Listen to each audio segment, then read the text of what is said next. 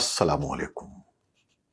Voice of America की Urdu service से मैं हूं खालिद हमीद और प्रोग्राम पेश है खबरों से आगे। नाज़रीन, आप देखते हैं कि एशिया और अफ्रीका के गरीब मुल्कों से, जिनमें पाकिस्तान भी शामिल है, तकरीबन हर साल हज़ारों तारिकीन वतन अच्छे मुस्तक़बिल, बेहतर रोज़गार और अपने ख़ानदान वालों की खुशहाल ज़िंदगी के लिए अपना वतन छोड़कर यूरोप और दूसरे अमीर मुल्कों की तरफ सफ़र करते हैं। इसके लिए वो अपनी उम्र भर की कमाई एजेंटों को दे देते हैं, जो उन्हें इंसानी स्मगलरों के हवाले कर देते हैं।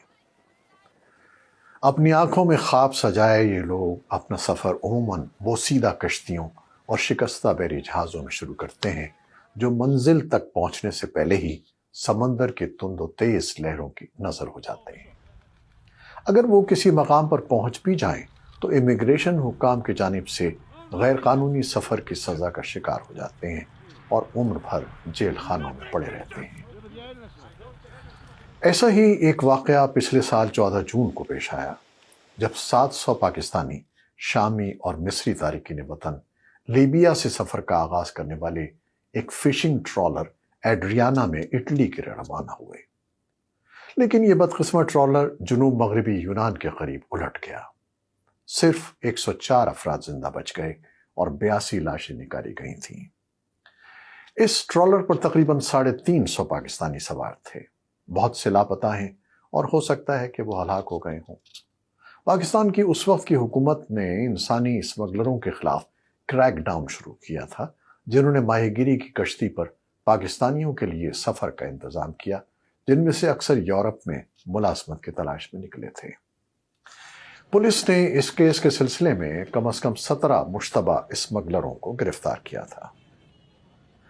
इस बारे में मुकदमे का सामना करने वाले 9 मुल्ज़िमान पर तारिकीन वतन की स्मगलिंग, जहाज़ को तबाह करने और एक जराइम पेशा तंजीम का हिस्सा बनने का इल्ज़ाम आयद किया गया।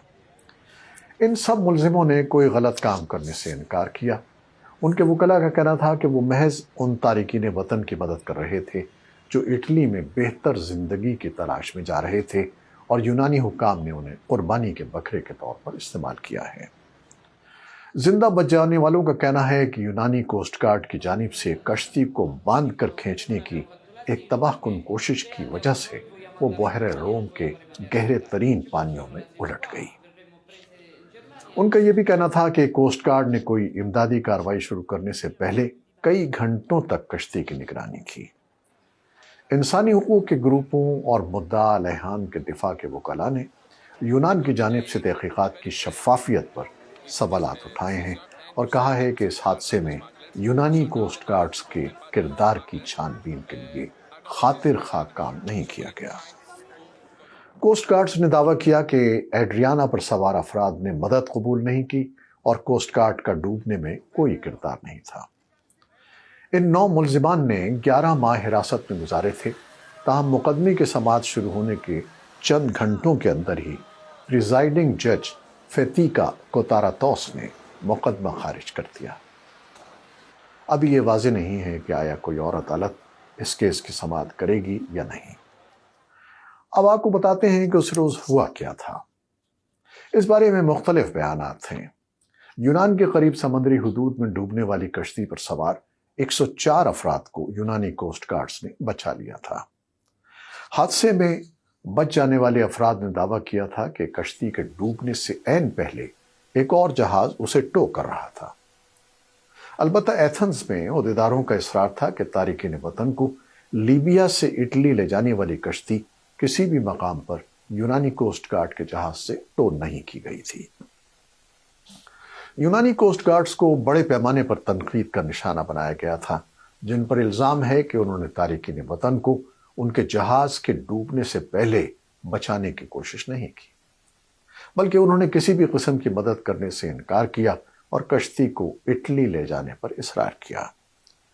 कोस्ट गार्ड्स का इस्तेदलाल था कि गुंजाइश से कहीं ज्यादा भरे हुए ट्रॉलर से सैकड़ों लोगों को निकालने की कोशिश बहुत खतरनाक होती। शिमाल मशरक़ी शाम के जंग ज़दा कस्बे कुबानी से ताल्लुक़ रखने वाले कुर्द बाशिंदे अली शेखी को उम्मीद थी कि यह जहाज़ उसे यूरोप में बेहतर ज़िंदगी की तरफ ले जाएगा। لیکن یورپ پہنچنے کے بجائے جہاز 14 جون کو آدھی رات کے 2 گھنٹے کے بعد بین الاقوامی پانیوں میں ڈوب گیا۔ شیخی اور دوسرے زندہ بچ جانے والوں کے بیانات کے مطابق اسمگلروں نے کسی کو لائف جیکٹس لانے کی اجازت بھی نہیں دی اور مسافروں کے پاس جو بھی کھانا تھا اسے سمندر میں پھینک دیا۔ اس بدقسمت کشتی کے ڈوبنے تک وہ سمندر میں 5 دن گزار چکے تھے۔ 1.5 دن کے بعد پانی ختم ہو گیا تھا تو کچھ مسافروں نے سمندری پانی ہی پی کر پیاس بجھانے کی کوشش کی۔ شیخی نے کہا کہ جب ٹرالر انجن خراب ہونے کے بعد ڈوبنے لگا تو ایک اور جہاز نے اسے کھینچنے کی کوشش کی۔ انہوں نے کہا کہ کھینچنے کی کوشش میں ٹرالر ڈوب گیا۔ ان کا کہنا تھا کہ ہم نہیں جانتے کہ وہ جہاز کس کا تھا۔ اسی طرح کے دعوے دوسرے زندہ بچ جانے والوں نے سوشل میڈیا پر پوسٹ کیے گئے اکاؤنٹس میں کیے گئے ہیں۔ بہرحال یہ تو یقینی ہے کہ اس فیصلے سے ان لوگوں کے زخم ہرے ہو جائیں گے جن کا خیال تھا کہ مقدمے کا فیصلہ ان کے لیے ایک قسم کا کلوزر فراہم کرے گا۔ ابھی یہ واضح نہیں ہے کہ آیا کوئی اور عدالت اس کیس کی سماعت کرے گی یا نہیں۔ منگل کو یونان میں جج کے فیصلے پر کچھ لوگوں نے جشن بھی منایا۔ مدعا علیہ کے وکیلوں میں سے ایک اسپائروس پیتانزینس نے رائٹرز کو بتایا کہ 9 بے گناہ لوگ اب آزاد ہیں۔